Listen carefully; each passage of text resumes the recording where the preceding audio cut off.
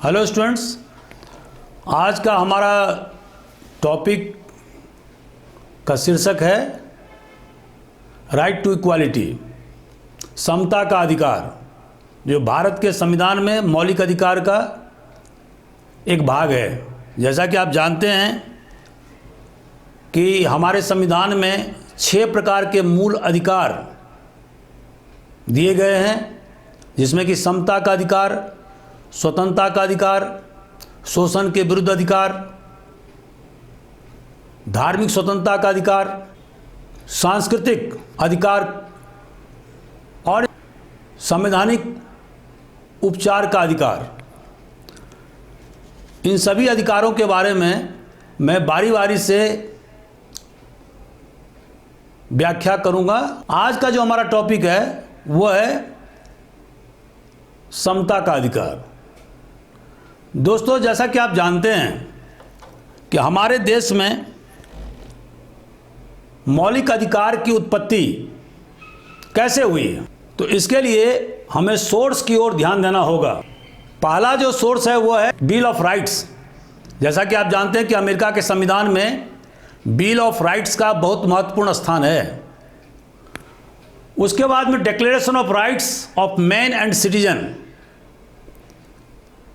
ये declaration France की क्रांति जो 1789 में 1789 में हुई थी, उसमें जो डिक्लेरेशन दिया गया था और नागरिकों के अधिकार दिए गए थे।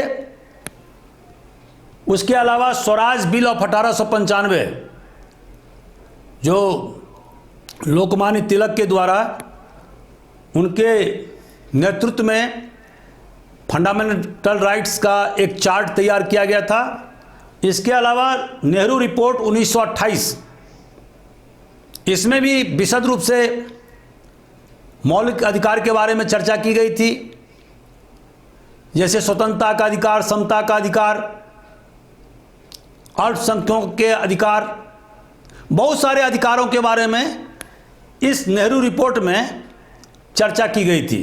और इसके बाद में सप्रू कमेटी 1945, जैसा कि आप जानते हैं कि तेज बहादुर सप्रू एक उदारवादी नेता थे, बहुत ही इंटेलेक्चुअल थे, तो उनके द्वारा 1945 में एक रिपोर्ट तैयार किया गया था, जिसमें कि विभिन्न प्रकार के मौलिक अधिकार का उल्लेख किया था उन्होंने। ये सारे जो डॉक्यूमेंट्स हैं वो हमारे संविधान में फंडामेंटल राइट्स मतलब मौलिक अधिकार को तैयार करने में महती भूमिका निभाई है। तो आज जो हमारा जो टॉपिक है उसका नाम है समता का अधिकार, राइट टू इक्वालिटी।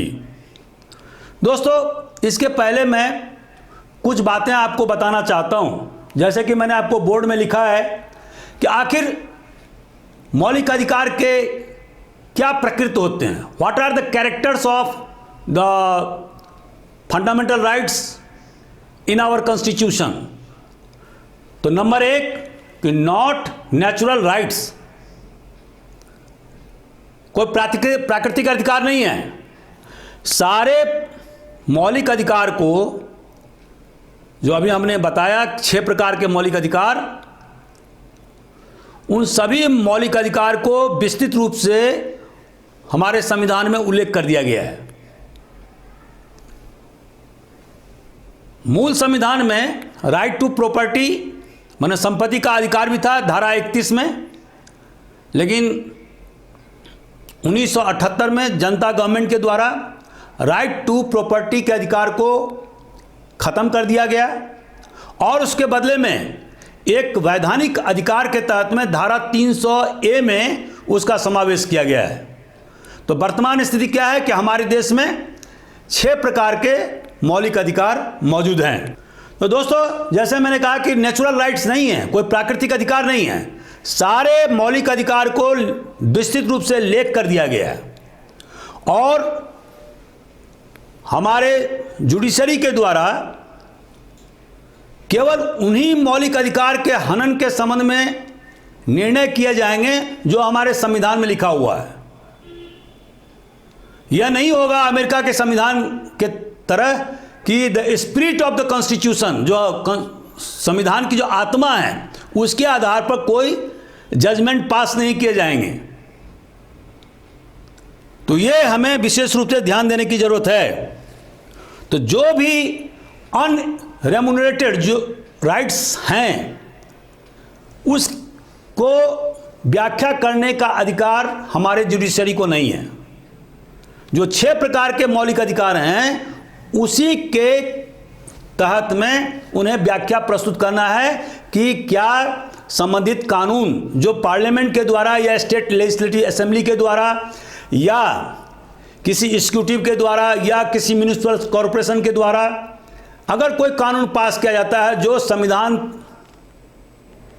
में उल्लिखित मौलिक अधिकार का हनन करता है, तो टू दैट एक्सटेंट, उस सीमा तक मौलिक अधिकार को हमारे न्यायपालिका के द्वारा खत्म किया जा सकता है। दूसरा पॉइंट मैंने ये कहा था कि not absolute but subject to restrictions.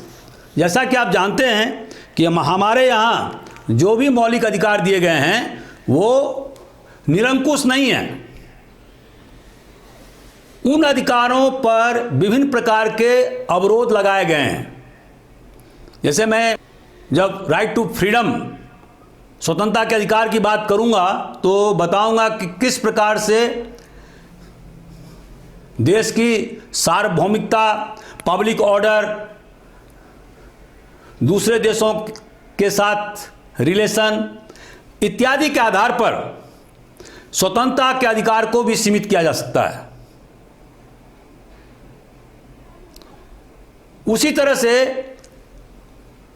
संविधान में स्पष्ट रूप से यह व्याख्या है, हालांकि अभी हम बताएंगे कि समता का अधिकार तो है, लेकिन विभिन्न जो उपबंध हैं, एक्सेप्शन हैं, उसके तहत में राज्य को यह अधिकार है कि वह विशेष प्रकार का प्रोविजन करे। किसके लिए? जो गरीब हैं, कमजोर हैं, उनके बेहतर के लिए, उनके अच्छे के लिए पॉजिटिव डिस्क्रिमिनेशन भी राज्य कर सकती है। तो दोस्तों, अगला पॉइंट है कि having negative as well as positive connotation. बहुत सारे जो मौलिक अधिकार के जो हिस्से हैं उसमें एक पॉजिटिव सकारात्मक पहलू है और कुछ में नकारात्मक पहलू है। जैसे कि यदि आप राइट टू इक्वालिटी में समता का अधिकार देखेंगे तो पहला लाइन क्या है कि everybody is equal before law, तो ये तो पॉजिटिव बात है। और उसी तरह से बहुत सारे निगेटिव हैं कि राज्य महिलाओं के लिए, शुल्कास्ट, शुल्क ट्राइब के लिए, बैकवर्ड क्लासेस के बेहतरी के लिए पॉजिटिव डिस्क्रिमिनेशन कर सकती है, सकारात्मक भेदभाव कर सकती है। तो हम क्या देखते हैं कि इसमें सकारात्मक और नकारात्मक दोनों पहलू का समावेश है। इसके अलावा जो सबसे इंपॉर्टेंट पॉइंट है वो ये क्या है कि फंडामेंटल राइट्स जस्टिसिएबल है। मतलब कि अगर आपके मौलिक अधिकार का हनन होता है तो आप न्यायपालिका का दरवाजा खटखटा सकते हो, आप सीधे सुप्रीम कोर्ट जा सकते हैं धारा 32 के तहत में, जो संवैधानिक उपचार का अधिकार मैंने बताया। आप हाई कोर्ट में जा सकते हैं।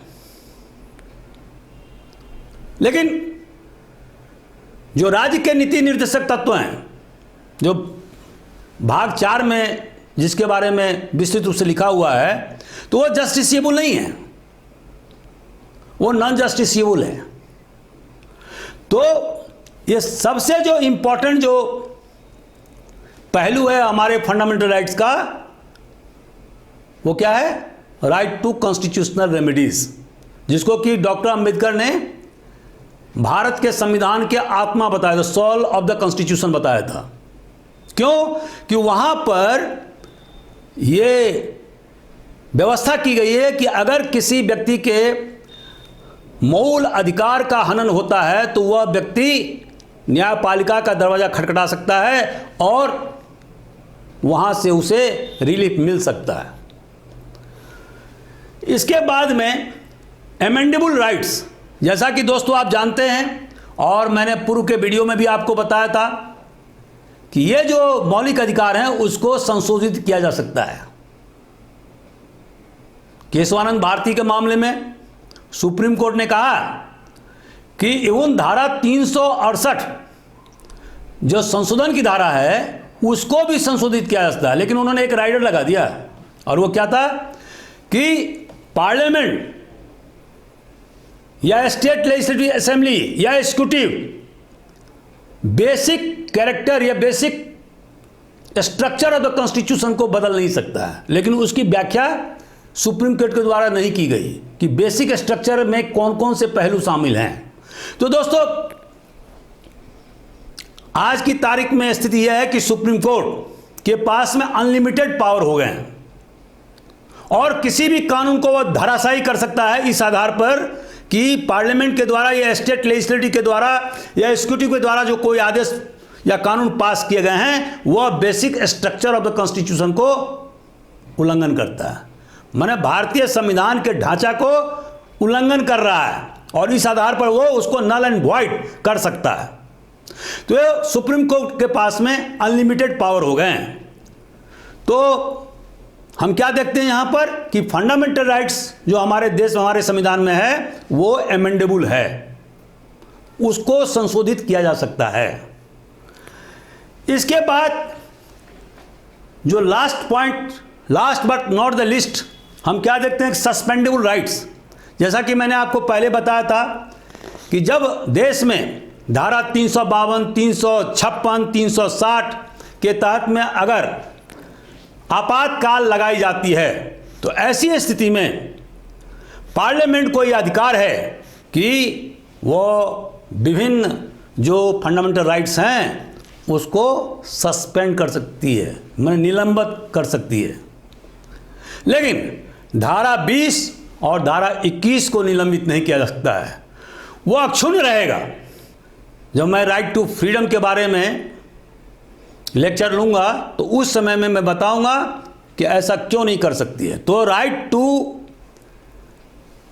लाइफ एंड लिबर्टी जो धारा 21 में है और धारा 20 में जो बहुत सारे जो उपबंध लिखे गए हैं उसको डाइल्यूट नहीं किया जा सकता है। और लास्ट में application of doctrine of eclipse. दोस्तों state of Gujarat versus Shri Ambika mills case में सुप्रीम कोर्ट ने स्पष्ट रूप से कहा कि अगर कोई कानून पार्लियामेंट के द्वारा पास होता है तो जो पूर्व में जो कानून चल रहे थे वो बाद के वर्षों में आज़ादी के बाद जब हमारा ये संविधान लागू हुआ तो उन कानूनों को वर्तमान परिप्रेक्ष्य में भी लागू किया जा सकता है। सुप्रीम कोर्ट ने पहले कहा था कि ऐसा कानून लागू नहीं किया जा सकता है, लेकिन अब उन्होंने state of Gujarat versus Shri Ambika mills case में स्पष्ट रूप से व्याख्या किया कि doctrine can be extended to the post constitutional law as well. तो जो पहले भारत के संविधान लागू होने से पहले जो हमारे देश में जो विभिन्न प्रकार के संवैधानिक उपबंध जैसे 1935 का एक्ट या 1919 का एक्ट जो पूरी तरह से डोरमेंट हो गया था, सुप्तावस्था में हो गया था, वो अब उन कानूनों को भी लागू किया जा सकता है। दोस्तों अब इसके बाद में मैं राइट टू इक्वालिटी जो हमने अभी बताया तो इसके शुरू होने से पहले मैं आपको बता दूं कि 6 प्रकार के मौलिक अधिकार हमारे संविधान में उपलब्ध है। राइट टू इक्वालिटी में समता का अधिकार जिसका उल्लेख धारा 14 से लेकर 18 तक है। उसके बाद में स्वतंत्रता का अधिकार जिसका उल्लेख धारा 19 से लेकर के 22 तक है। उसके बाद शोषण के विरुद्ध अधिकार वो धारा 23 और 24 में उसका उल्लेख है। उसके बाद में धार्मिक स्वतंत्रता का अधिकार, उसका उल्लेख धारा 25 से लेकर 28 तक है। और इसके बाद सांस्कृतिक और शिक्षा का अधिकार, जो अल्पसंख्यक के अधिकार हैं, वो है धारा 29 और 30 में इसका उल्लेख है। और इसके अलावा राइट टू कॉन्स्टिट्यूशनल रेमेडीज, संवैधानिक उपचार का अधिकार, इसका उल्लेख धारा 32 में है। धारा 31 में जो संपत्ति का अधिकार था मूल संविधान में, उसको 1978 में जनता गवर्नमेंट के समय 44वें संविधान संशोधन के द्वारा उसे खत्म किया गया है और उसे अब एक वैधानिक कानून रहने दिया गया है। तो दोस्तों, इस तरह से मैंने आपको पूरे डिटेल में बताया। अब मैं आपको बताता हूं कि राइट टू इक्वालिटी माने समता का अधिकार क्या है। What is right to equality? तो सबसे पहला लाइन क्या है कि the state shall not deny to any person right to equality before the law और equal protection of law within the territory of India. अब इसका मतलब क्या हुआ? पहले लाइन में अगर आप देखेंगे तो क्या लिखा हुआ है कि the state shall not deny any person. What does this indicate? Any person का मतलब क्या होता है?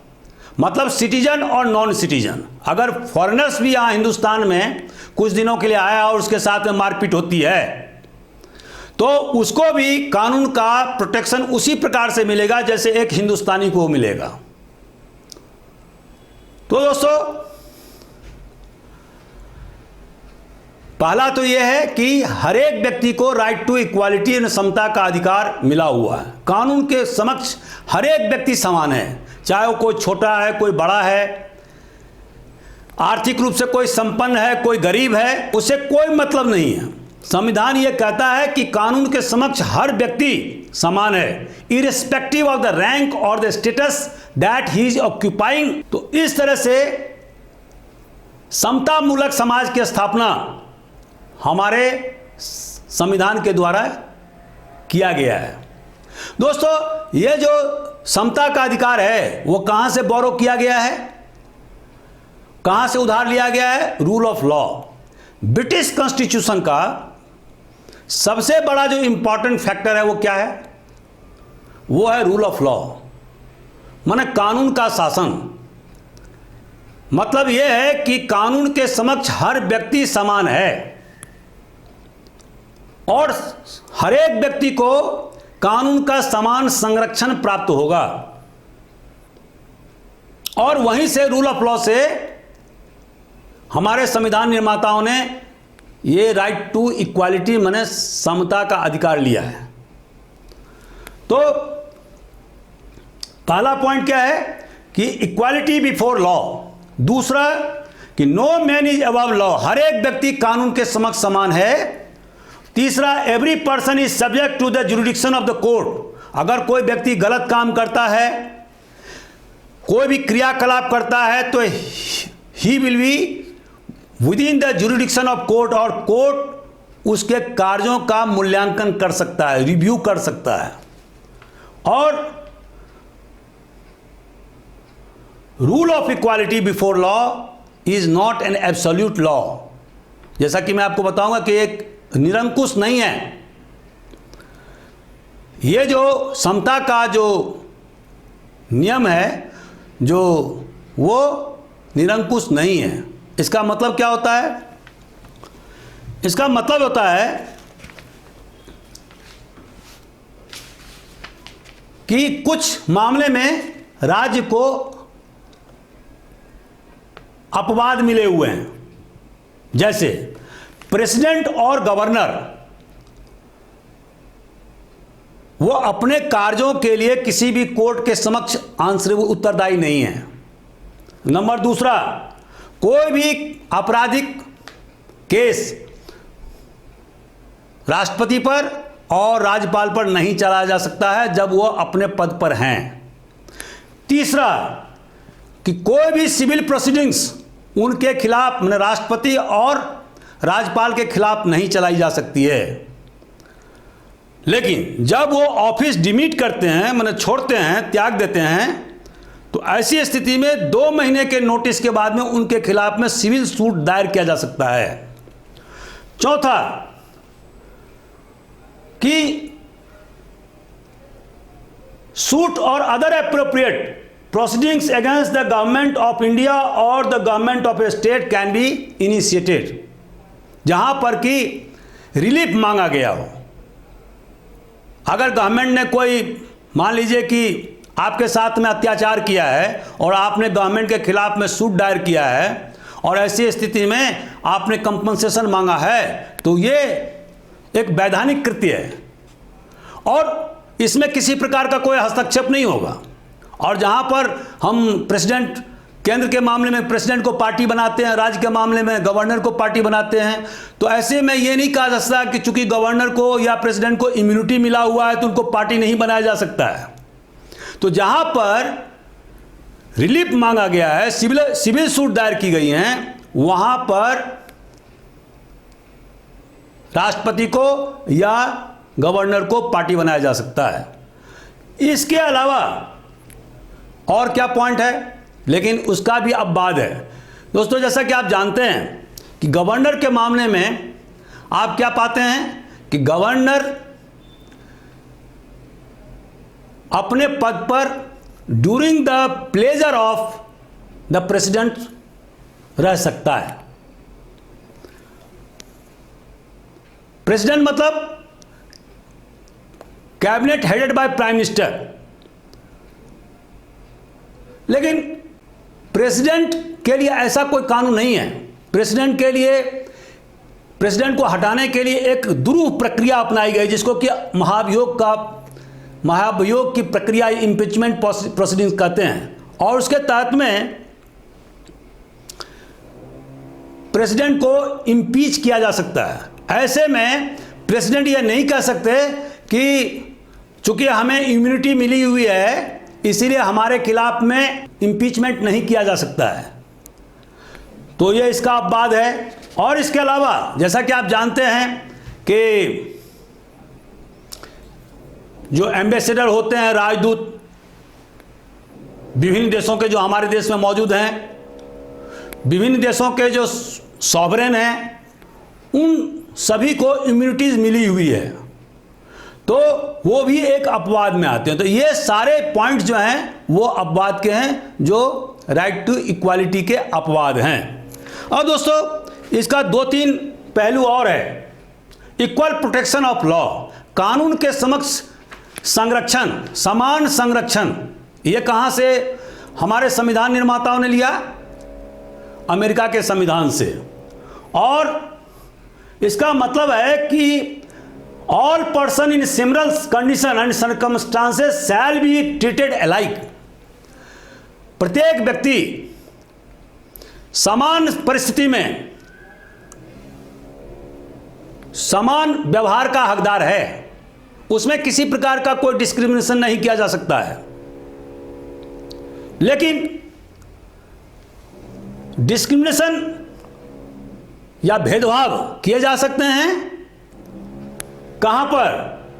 बिटवीन द ग्रुप, लेकिन not with in the group. मान लीजिए कि झाबुआ का आदिवासी, चूंकि बहुत पिछड़े हुए हैं, वहां पर भील हैं, भिलाला हैं, पटलिया हैं, उन्हीं का सब कास्ट है।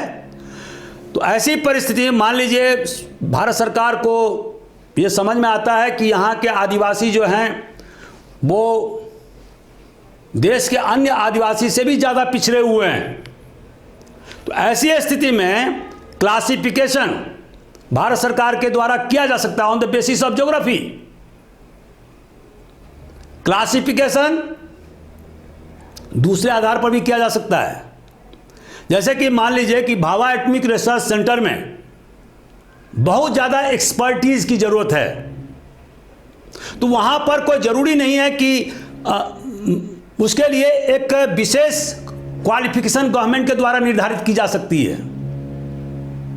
भारत सरकार को रॉकेट लॉन्च करना है तो उसके लिए विशेष योग्यता की जरूरत पड़ेगी और उसके लिए भारत सरकार नियम बना सकती है।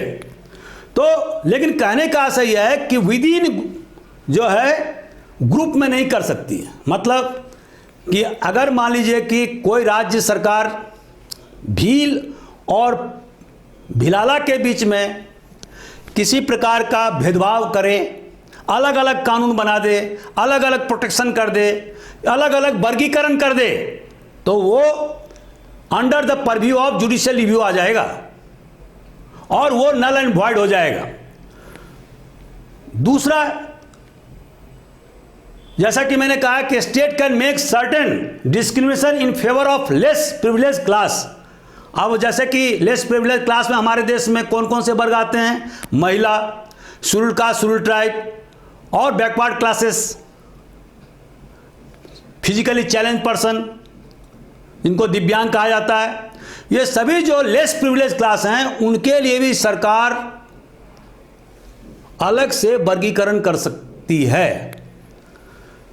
और the equal protection of law is available to any person, citizen और नॉन सिटीजन, एसोसिएशन, कंपनी और बॉडी ऑफ इंडिविजुअल्स,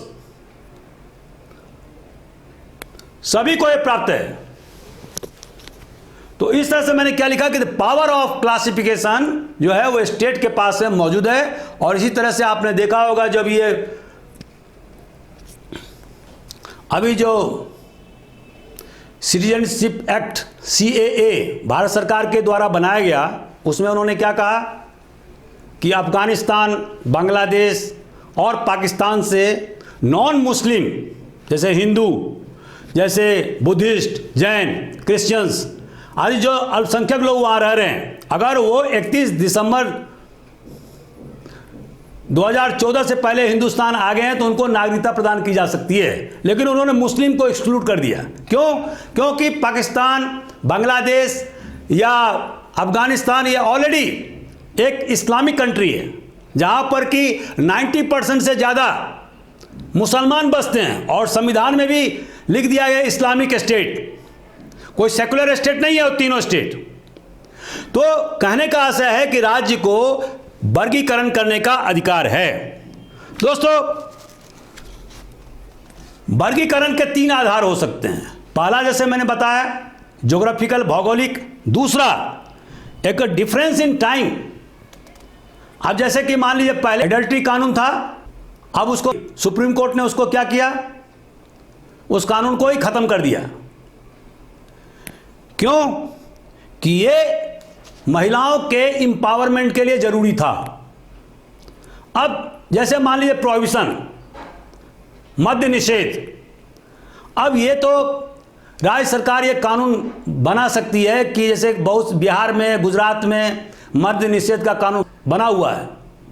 लेकिन राज्य सरकार ये भी कर सकती है कि किसी विदेशी के लिए मद्यपान में छूट दे, एक्सेप्शन है,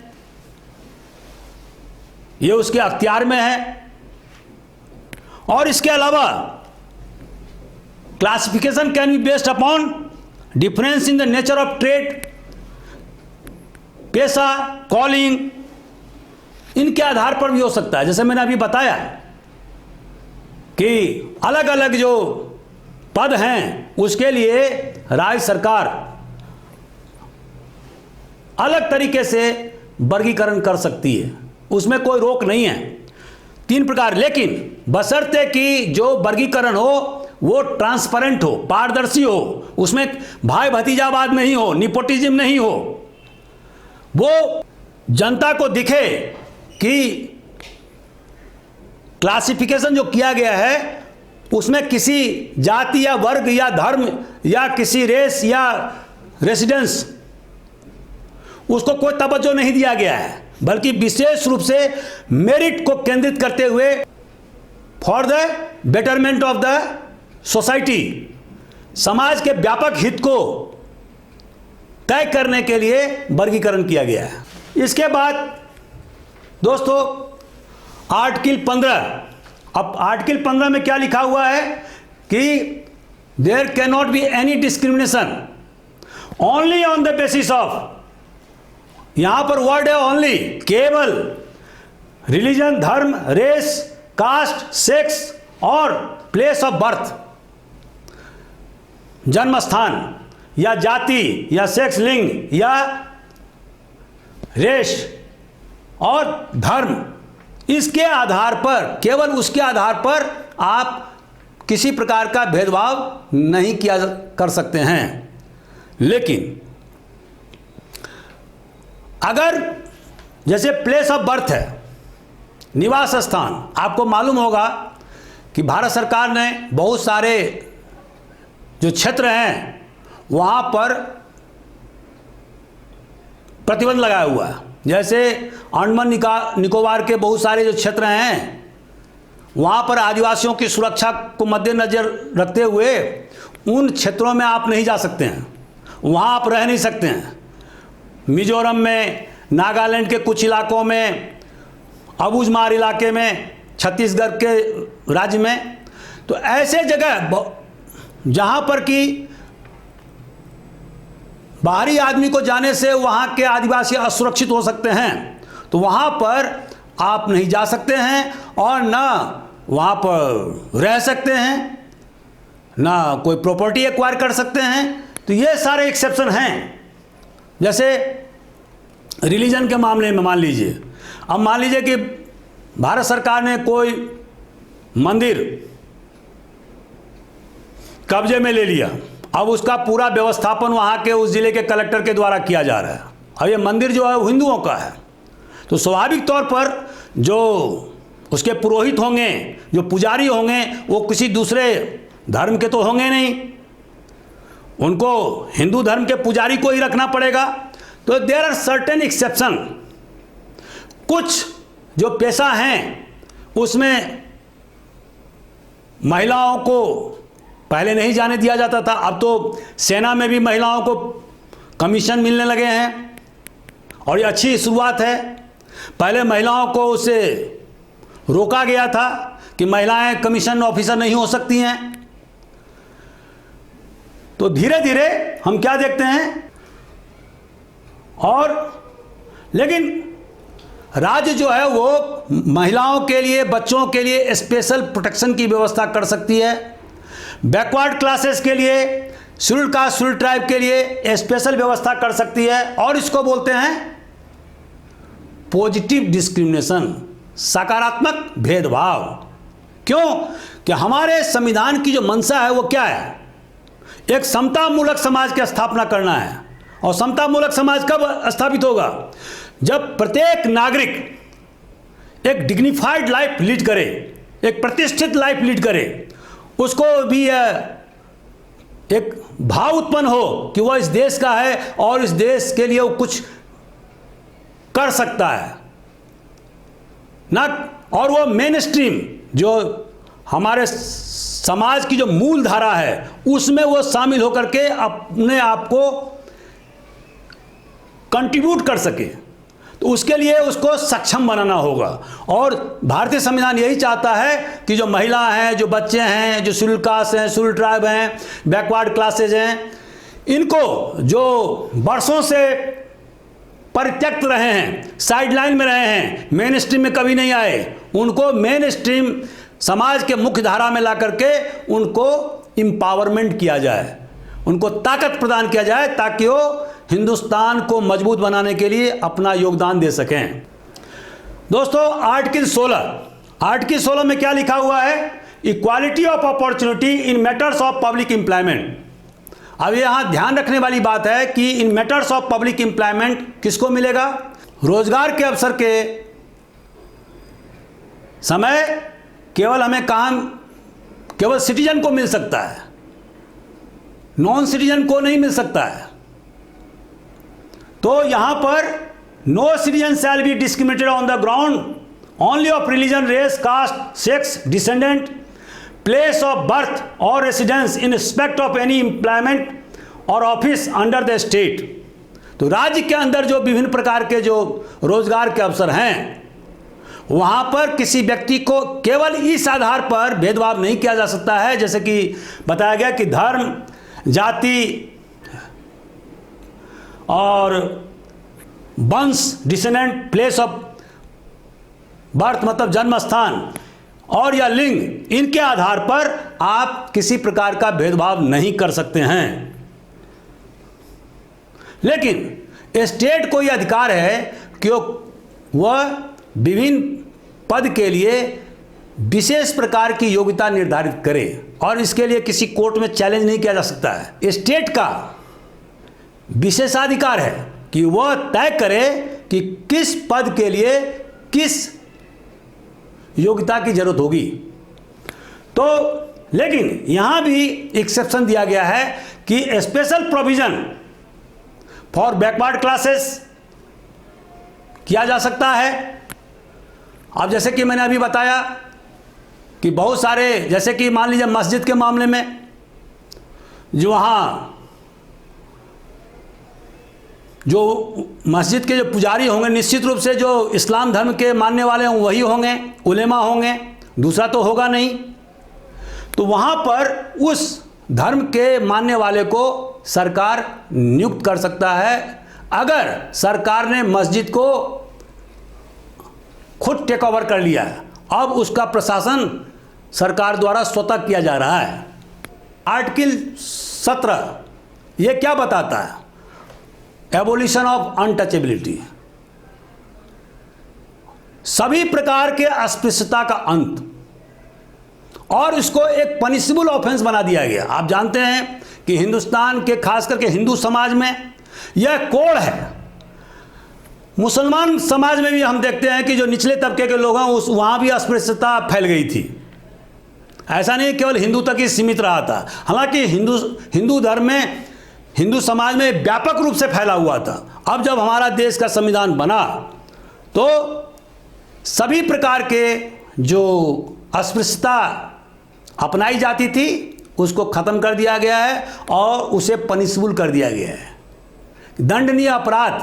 और इसीलिए भारत सरकार ने 1955 में एबोलिशन ऑफ अनटचेबिलिटी एक्ट बनाया और बाद में उसको सिविल प्रोटेक्शन एक्ट 1976 में परिवर्तित किया गया, कठोर दंडात्मक व्यवस्था की गई। फिर भी सरकार ने देखा कि यह कानून तो बहुत मजबूत है नहीं, अभी भी अस्पृश्यता चल रहा है, कमज़ोर वर्गों खास करके एससी और एसटी के साथ में बहुत ज़्यादा जोर ज़बरदस्ती हो रही है, उनकी हत्या कर दी जा रही है, उनको ज़मीन से बेदखल कर दिया जा रहा है, मारपीट बहुत ज़्यादा हो रही है गांव देहातों में। तो उससे निपटने के लिए भारत सरकार ने 1989 में 1989 में ट्राइब प्रिवेंशन ऑफ एट्रोसिटीज, अत्याचार निवारण अधिनियम बनाया और उसे लागू किया।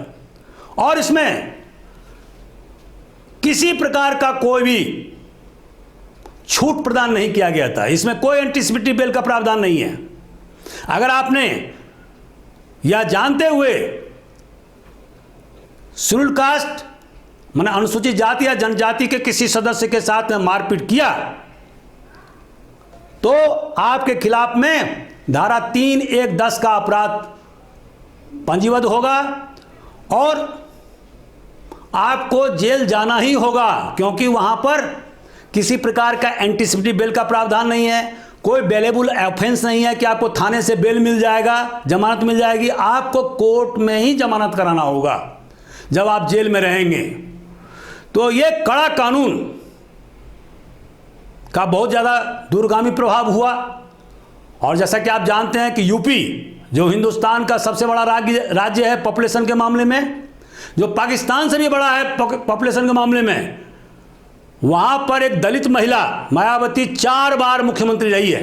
ये बहुत ही गर्व की बात है कि हिंदुस्तान जैसे ढांचागत समाज में जहाँ पर हिंदुओं में हजारों वर्ष से ऊंच नीच का भाव रहा है, अस्पृश्यता रहा है, दबे कुचले लोगों को समाज के मुख्य धारा में कभी आने नहीं दिया गया आज़ादी से पहले तक। तो वो दलित वर्ग की महिला हिंदुस्तान के सबसे बड़े राज्य की 4 बार मुख्यमंत्री बनती है। और इसका कारण क्या है? इसका एक ही कारण है और यह है अनुसूचित जाति जनजाति अत्याचार निवारण अधिनियम 1989 जो राजीव गांधी ने अपने शासनकाल में पास कराया था। दोस्तों, लास्ट में